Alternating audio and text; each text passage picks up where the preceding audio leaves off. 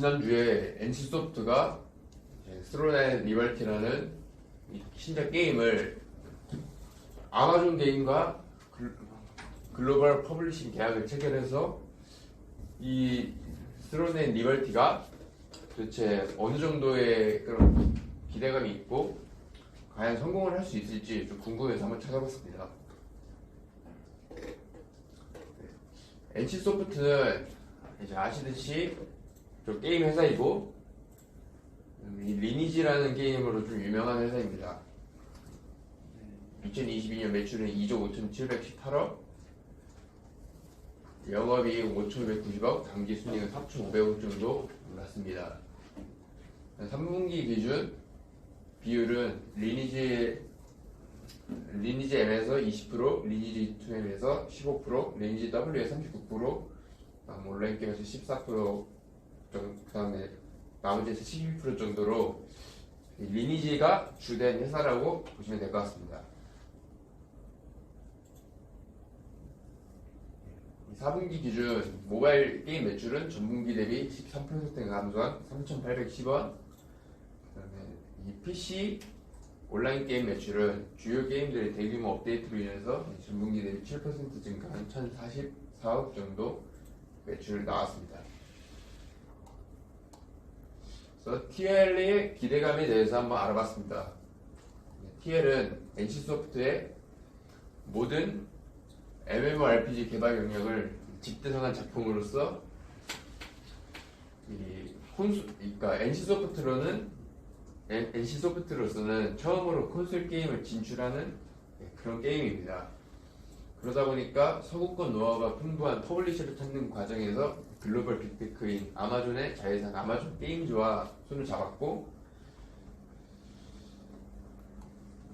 기대감에 대해서 한번 알아봤는데 이게 유튜브에서 가져온 것인데 보시면 되게 기대하는 댓글이 많은 걸 볼 수 있습니다.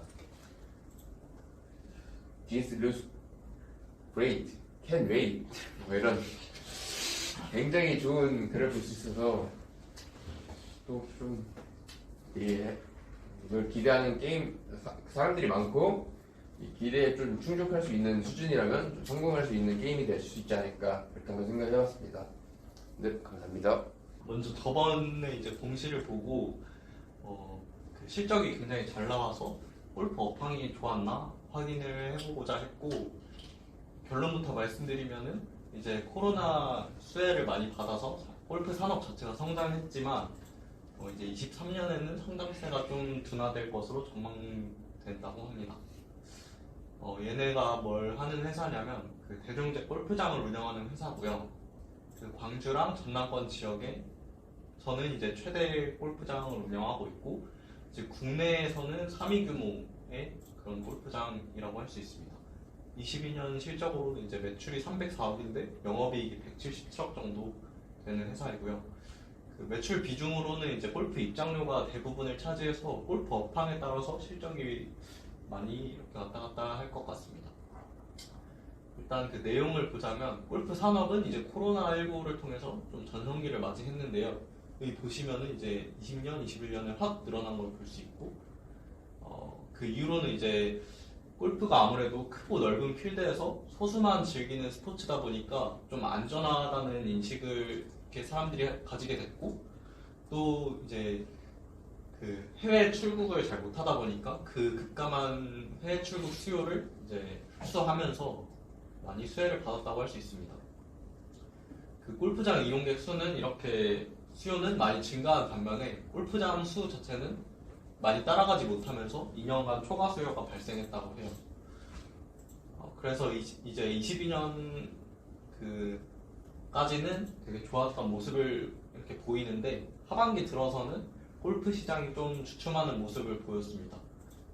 그 골프장 예약이 좀 예전에는 이제 하늘의 별 따기 수준이었는데 이제 골프장 예약이 별로 어렵지 않게 됐고, 골프 클럽이나 그 의류 시장도 성장세가 많이 꺾였습니다. 그 이후로는 이제 골프장의 그 절반을 차지하는 그 기업들의 접대 비용이 좀 줄어들었고, 그 다음에 골프 시장의 그 성장 원동력이 되던 그 2030 세대들이 이제 해외여행이나 테니스 등의 다른 레저 활동으로 눈을 돌리게 됐어요. 그래서 이제 경기 침체랑 골프 붐의 진정으로 골프 산업의 성장세가 둔화될 것으로 전망되고 있습니다. 이상입니다. 네, 콜마 B&H 발표 시작하겠습니다. 네, 제가 이 회사 그 공시를 보고 그 4분기 실적을 보고 궁금했던 점이 이 회사가 실적 회복이 가능할까가 궁금했었고 결론 먼저 말씀드리면 이 회사는 이제 진정한 중국 리오프닝 수혜주가 아닐까라는 결론을 내렸습니다. 콜마 B&H의 사업 내용을 살펴보면 그 건강기능식품 ODM 업체인데 여기가 건강기능식품 매출 비중이 63% 정도예요. 그리고 화장품도 건강기능식품하고 마찬가지로 ODM은 하는데 화장품 매출이 전체의 한 33% 정도 차지하고 있습니다. 그 시가총액은 7,800억이고 4분기 매출은 1,300억, 이익 87억, 그리고 순이익 30억을 기록했습니다. 그리고 전체 매출에서 해외 매출 비중이 약 30% 정도고요. 그 화장품하고 그 건기식 둘 다 해외 매출 비중은 한 30% 정도 되는 것 같습니다. 그리고 주요 수출국은 중국, 미국, 대만, 러시아, 일본 등이고 이 회사의 최대 고객사는 그 다들 아시는 그 애터미입니다. 그래서 이 회사의 그 키포인트는 중국 리오프닝과 그리고 애터미의 중국 판매 확대가 이 회사의 키포인트고요. 이 회사가 실적 회복이 가능할지에 대한 내용을 살펴보면 우선 그 글로벌 건강기능식품 2위 시장인 중국에서 그 제로 코로나 정책 완화로 건강기능식품 수요가 증가하고 있다고 합니다. 그래서 이에 따라 국내 ODM 업체로 그 건강기능식품 주문이 늘어나고 있다고 하는데요. 그 근거를 살펴보면 그 건강기능식품이 포함된 그 HS 코드를 봤는데 중국향 수출 금액이 그 22년 12월 달에 14,644,000달러. 그래서 YOY로 52% 늘어났고 MOM으로 64% 상승했다고 합니다. 그리고 과거에 저희 국내 코로나 환자가 급증할 때 그 해모임이라는 그 건강기능식품 원료가 많이 나갔는데 이 해모임이 그 여기 콜마 B&H의 주력 제품이에요. 그래서 면역 증강에 효과가 있는 해모임이 중국에서도 그 매출 증가하지 않을까 그런 기대도 해볼만 합니다. 그리고 뿐만 아니라 여기가 그 여주 추출물이라는 개별 인정형 원료를 가지고 있는데 이게 다들 아시다시피 그 당뇨에 좋아요 이게. 근데 이 여주 추출물 개별 인정형 원료가 콜마 B&H만 가지고 있거든요. 그래서 당뇨병 국내 환자가 한 600만 명 이상 정도로 그 시장 수요가 큰데 여기가 이제 이 개별 인정형 원료를 작년 1월 달에 허가받고 4월 달부터 판매를 시작했어요. 그래서 이거에 대한 매출 성장 기대감도 높고 이게 이제 여기에서 그 콜마 B&H만 가지고 있으니까 그 기존의 제약사 외에도 음식료 업체들 그리고 뭐 유통업체들 그런 신규 고객사가 추가되고 있는 상황이라고 합니다.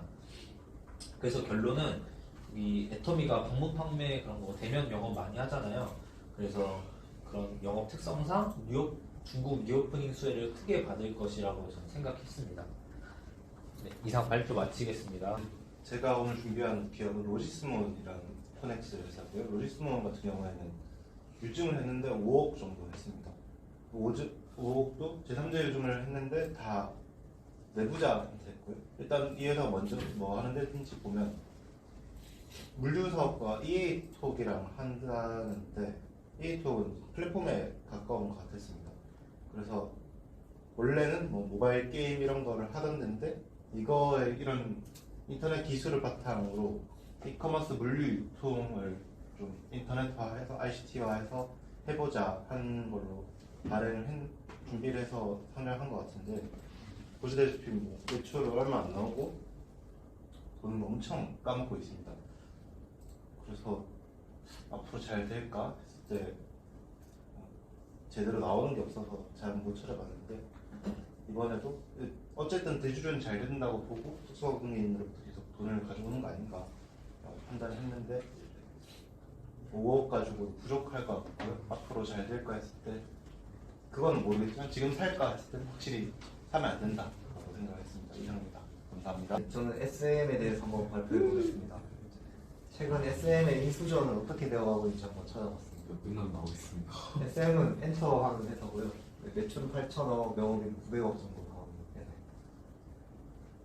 최근에 이제 22년 3월부터 온라인이랑 엮이기 시작해서 이제 행동주의가 있었고 카카오가 SM에 또 지분을 인수하려고 했었습니다. 이때 이제 최대 주주 이수만이 이에 불만을 가지게 되면서 하이브와 손을 잡게 됩니다. 그래서 이제 이수만 플러스 하이브 vs 온라인과 이제 개인 주주들 그리고 카카오 대결이 시작됐습니다. 이제 2월 10일자에 하이브가 공개 매수 신청을 했었고요. 이때 이수만의 보유 지분을 약 14.8%를 하이브가 매수를 했고, 그다음 공개 매수가 12만 원으로 3월 1일까지 공개 매수가 됩니다.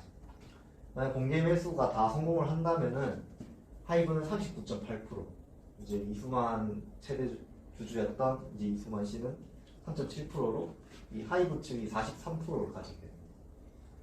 그런데 이제 2월 16일자 SM 주식을 보면은 13만까지 올라갔는데 공개 매수가 12만 원인데 불구하고 이 공개 매수가를 뛰어넘는 가격까지 올랐는데 이는 이제 시장에서 공개 매수가 실패를 하고 이제 하이브나 카카오가 더 높은 가격으로 공개 매수를 하지 않을까라는 그 시장의 반응이 아니었을까 생각을 합니다. 그런데 이제 하이브가 공개 매수가를 안 올린다는 기사를 쓰면서 이제 많이 올랐던 주가가 2월 27일 상시는 12만 300원까지 떨어졌습니다. 이 공개 매수가 이제 결과가 발표되기까지 2일이 남았는데 이 주식 같은 경우에는 매수하고 나서 3일 후에 들어오기 때문에 이제 공개 매수를 신청을 하려는 물량들은 24일까지가 끝이 나고요. 3월 1일은 휴일이라서 공개 매수 신청은 이제 결국 28일까지 당이 오늘까지라고 볼 수 있습니다.